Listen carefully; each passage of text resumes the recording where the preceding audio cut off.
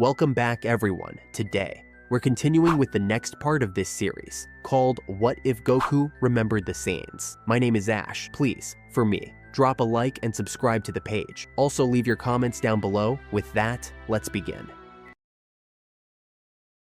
Bardock, Trunks, and Raditz each completed their 10,000th push-up under the crushing pressure of 400 times Earth's gravity. Sweat poured down their faces and bodies, muscles straining as they fought through the intense training. The gravity chamber hummed faintly, a stark contrast to the grunts of effort that echoed within. For 4 days straight, they had pushed their limits, knowing full well their lives and the fate of the planet depended on it. Despite their determination, they remained cautious, carefully suppressing their power levels. Any significant surge might attract the androids, a risk they couldn't afford to take. 17 and 18 had been eerily absent since their last appearance, but 21 had made his presence known. Cities lay in ruins from his devastating assaults, a calculated effort to lure them out. Each time, they had resisted the urge to intervene, knowing they weren't ready. Not yet. Frustration weighed heavily on them. Their pride as Saiyans warred with their cold logic. They wanted to fight, to defend the innocent, but the truth was undeniable. They couldn't win.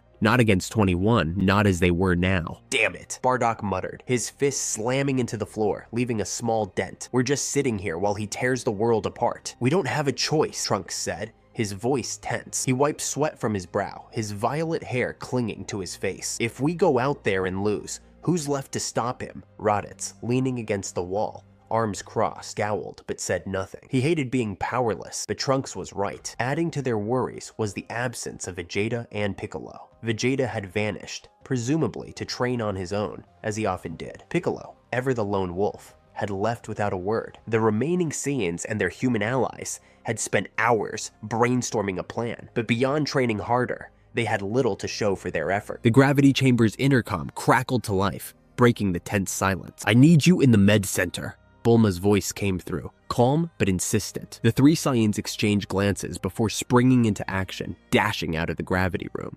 Within moments, they burst into the med center, their battle-worn features lighting up with hope at the sight before them. Kakarot, their comrade and family, was sitting up in bed, grinning as if he hadn't been on the brink of death. I see you're happy to see me, he said, his voice warm and lighthearted. Dad! Bardock stepped forward, his usual stoicism faltering. Relief softened his rough edges. I was worried you wouldn't make it. I probably wouldn't have, Kakarot admitted, glancing at Bulma with gratitude. If it wasn't for the genius of your mother. Bulma crossed her arms and smirked. Don't mention it, literally. You Saiyans don't thank me enough as it is. Trunks stepped closer, his expression serious. We've got a lot to tell you about the androids. I'm up to speed, Kakarot replied casually. I saw everything in my dreams. Raditz raised an eyebrow. So you already know how bad it is? Kakarot nodded, his tone growing serious. Bad doesn't even begin to cover it, but I've been thinking. I have an idea. Well, don't keep us waiting, Raditz said, eager for a solution. When I was training with Kami to prepare for Chomper's arrival, Kakarot began. He told me about a special room. In this room, 1 year of training equals just 1 day on the outside. Bardock's eyes widened. The hyperbolic time chamber, Kakarot nodded. At the time, I wasn't ready to survive a full day in there, but now, I think it's our best shot. Best shot? Raditz echoed. It's our only shot. The group fell silent, the weight of Kakarot's suggestion sinking in. There was a spark of hope in their eyes now, tempered by the immense challenge ahead. High above Earth, Piccolo stood on the lookout, his piercing gaze fixed on Kami. The elder Namekian's expression was calm, but his eyes held unease as he listened to Piccolo's argument. You're still not convinced? Piccolo growled, his arms crossed tightly over his chest. 21 is a walking catastrophe. He could destroy the Earth without breaking a sweat. Kami's expression didn't waver. I know 21 is dangerous, but the others haven't proven themselves as threats. They haven't proven themselves because they haven't needed to, Piccolo shot back. His voice was rising, but he didn't care. Do you really think 17 and 18 are just going to stand by while 21 does all the work? Kami sighed, his shoulders slumping slightly. You're asking me to make a choice I've avoided for centuries, Piccolo. If we fuse, I cease to exist as I am. So do you. Piccolo took a step closer, his jaw tightening. And if we don't fuse, none of us will exist. The androids aren't going to stop. They'll wipe out everything. Do you want that on your conscience? The lookout fell silent, the weight of the decision pressing down like gravity. Piccolo waited, his eyes locked on Kami, hoping against hope that the old Namekion would set aside his doubts before it was too late.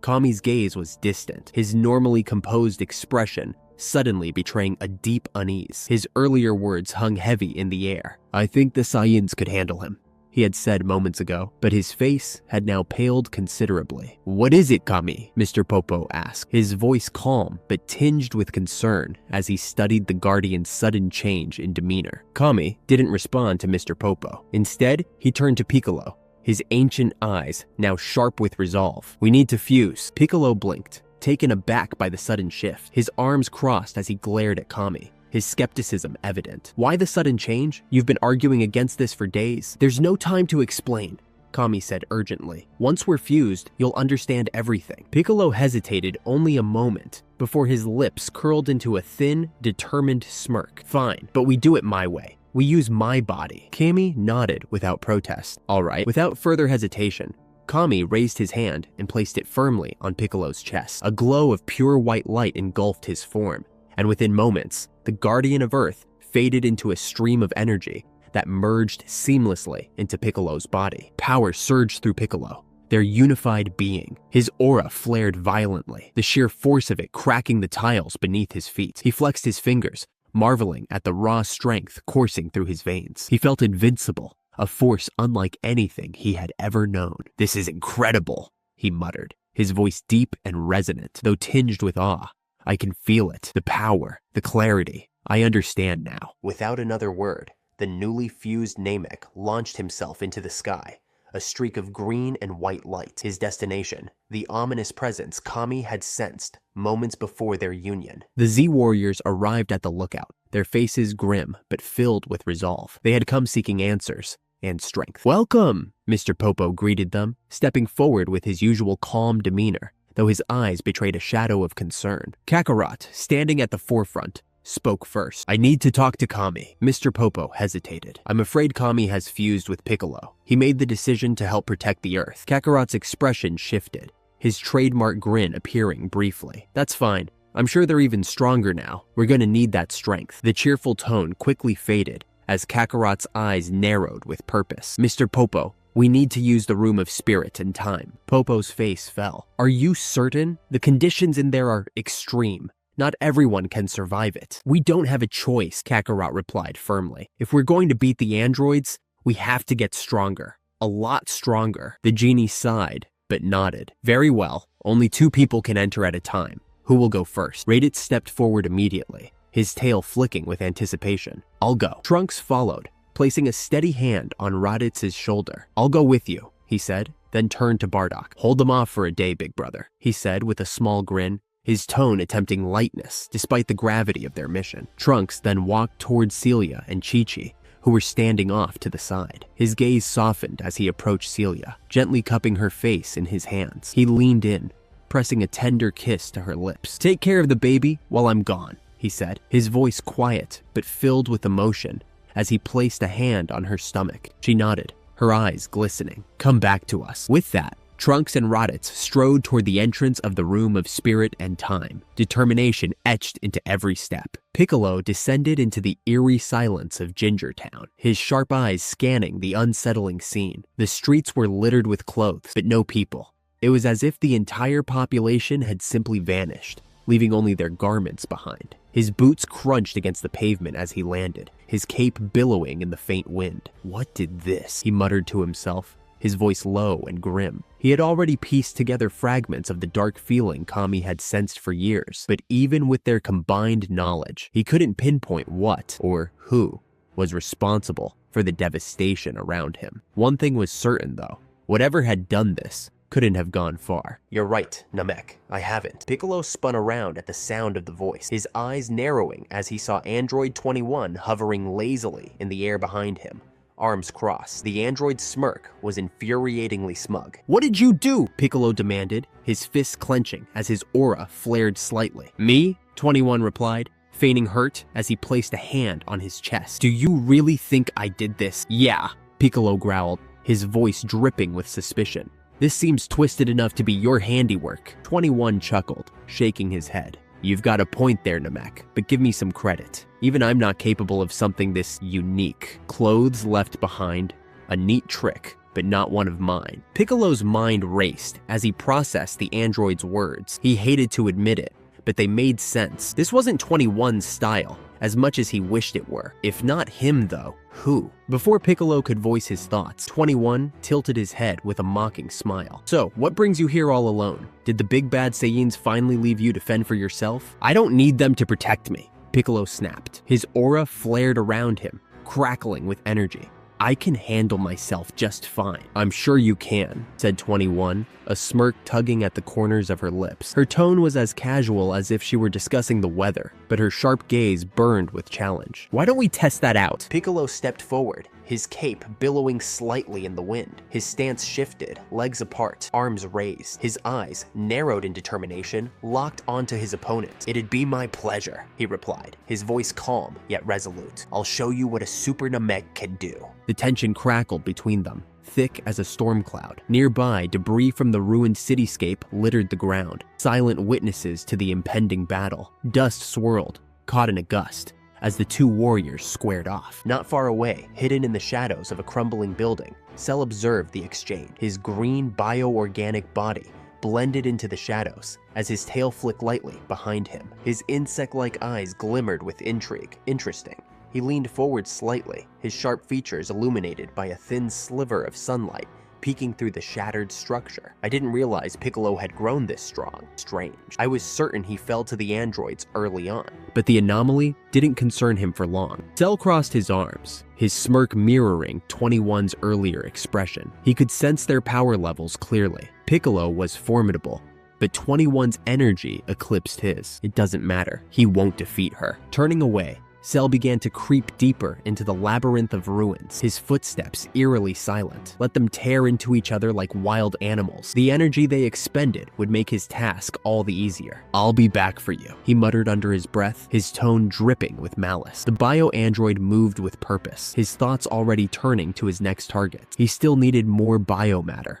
more power, before he could challenge 21 or anyone else standing in his way. On the lookout, perched high above the Earth's atmosphere, a quiet serenity enveloped Kakarot and Bardock. Both sat cross-legged on the ancient stone tiles, their eyes closed in deep meditation. The distant hum of life below them seemed to fade as they focused inward, their breathing steady and controlled. Bardock cracked an eye open, breaking the silence. Shouldn't we be training more? He asked, his gravelly voice laced with impatience. We could head back home, grab a gravity chamber, and spar or work out. Something to get stronger. Kakarot, still seated with his hands resting on his knees, slowly opened his eyes. His expression was calm, but firm. I think we've done enough of that, he said.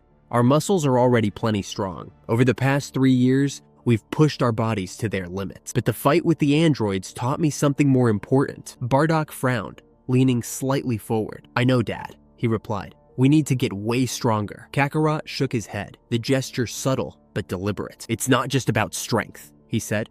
We've been training like this for years now, and each time the results are smaller and smaller. We've hit a wall. Bardock folded his arms. What are you saying? We give up? No, Kakarot said, his voice sharp with conviction.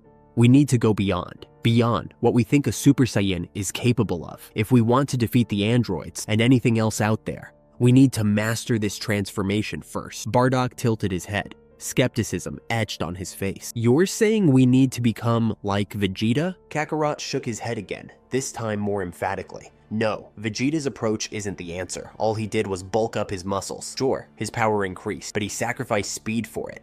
That kind of trade-off isn't worth it in the long run. Then what do we do? Bardock pressed. His tone was firm, but beneath it lay a flicker of curiosity. We master the Super Saiyan form, Kakarot explained. Think back to our fight with the androids. At the start, we held our own, but the longer it went on, the faster we tired. Our stamina couldn't keep up. Bardock nodded slowly. Yeah, and the androids have almost unlimited power. They just keep going. Maybe, Kakarot said. Or maybe it's not them. Maybe it's us. Transforming into Super Saiyan takes so much energy that it drains us too quickly. What if we could stay in that form without using up all our stamina? Understanding dawned in Bardock's eyes. You're saying we just stay as Super Saiyans all the time? Exactly, Kakarot said, but not to fight. Not at first. We'll suppress our power to keep from drawing attention.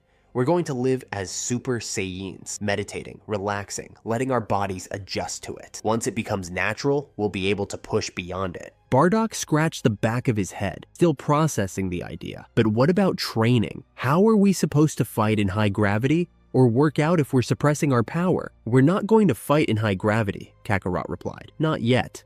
The point is to ease into it, not force it. Once we've adapted, then we can push our limits again. Bardock smirked, the hint of a challenge in his voice. I think I get it now, but there's one thing I don't understand. If you thought of this earlier, why didn't you tell Raditz or Trunks? Kakarot hesitated, scratching his cheek with a sheepish grin. Well, I'm not sure it'll work. I didn't want to risk the fate of the world on an idea that might not pan out. If we're wrong, maybe Raditz and Trunks will find a better solution. Piccolo launched himself at Zarbon with a ferocity that shook the air around them. His green fists blurred as he unleashed a rapid barrage of punches and kicks. Each strike aimed to shatter Zarbon's defenses. But the android barely flinched. Zarbon moved with calculated ease, blocking every attack with a flick of his wrist or a well-placed sidestep. Is that all you've got? Zarbon mocked, his smirk as sharp as the edge of his jawline. I thought you were supposed to be a super Namek. Piccolo gritted his teeth, his frustration mounting. He needed to break through Zarbon's guard. Without hesitation,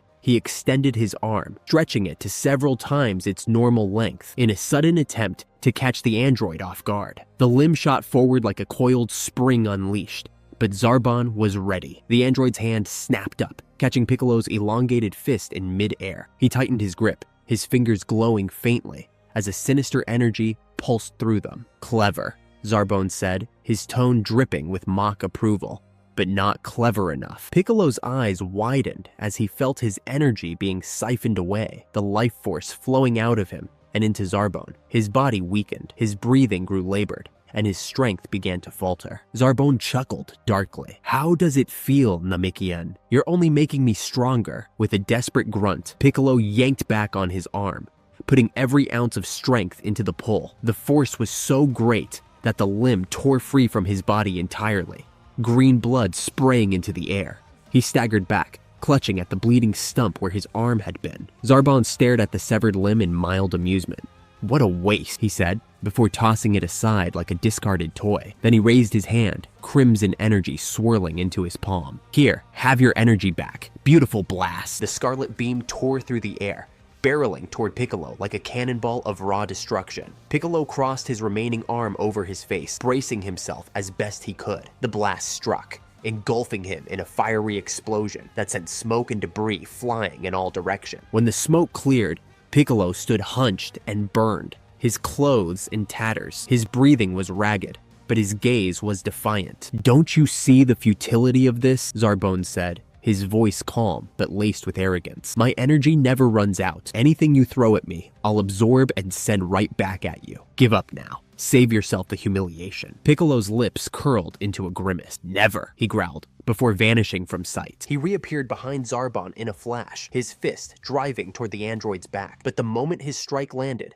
Zarbon's image shimmered and faded. Piccolo's attack passed harmlessly through an afterimage. Too slow, Zarbon taunted, materializing behind Piccolo. His hand shot out, clamping down over Piccolo's mouth. Once again, the android began draining energy from his opponent. This is too easy, Zarbon sneered, his voice low and venomous. He kicked Piccolo hard in the side, sending the Namekian hurtling through the air. Piccolo crashed into the rubble of a nearby building, sending chunks of stone and dust flying in all directions. Zarbon raised his hand, gathering the stolen energy into a glowing orb. The sphere of light crackled with power, pulsating ominously as he leveled it at the fallen Namekian. I guess I'll kill you now, he said coldly. The blast struck Piccolo square in the chest, slamming him into the ground with devastating force. Smoke and flames rose from the crater where he lay. Zarbon smirked in satisfaction before turning away, his interest in the battle already waning. Without another glance, he took off, leaving the scene behind in search of more chaos to sow. For a moment, silence reigned. Then, with a pained grunt, Piccolo pushed himself up, his body battered and scorched. He staggered to his feet, his breath shallow but determined. I was too reckless, he muttered to himself. The fusion made me feel invincible. I won't make that mistake again. Summoning the regenerative abilities of his Namekian heritage, Piccolo focused his energy. A new arm sprouted from the stump, seamlessly replacing the one he had lost. He flexed his fingers briefly, testing its strength. With a final grunt of effort, he shot into the sky, heading toward the lookout. Outside Capsule Corp, the trio of androids stood amidst the quiet hum of the city. 17 leaned casually against a lamppost, his arms crossed, while 18 and 16 surveyed their surroundings. "Kakarot should be here," 17 said, glancing at the building's sleek exterior. "This is his address." "My scanners detect no sign of Kakarot nearby," 16 said in his monotone voice. His red eyes gleamed faintly as he processed the data. "Looks like he's not home," 18 said with a shrug. "I wonder where he went," 17 mused, his tone more curious than concerned. 16 tilted his head slightly. "My records indicate a 70% probability that he has taken refuge at the residence of his mentor, Master Roshi." "And the other 30%? 18 asked, raising an eyebrow. "There is a 20% chance he has returned to his boyhood home at Mount Paozu. The remaining 10% suggests he is in an unknown location outside of Dr. Jiro's database." 17 smirked, pushing himself off the lamppost. "Roshi's island it is then. Let's pay the old man a visit." "Can we fly this time?"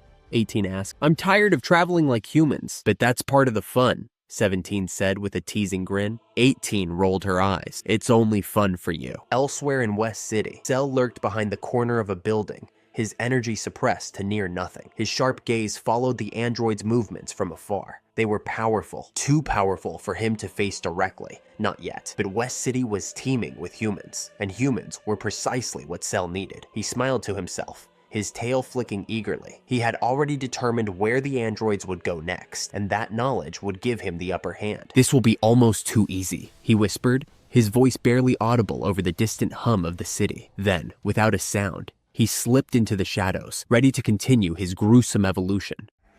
And that's it for today's episode, guys. If you watched to the end, then that could be an indication that you enjoy the series. So please leave a like on the video. Thank you and take care.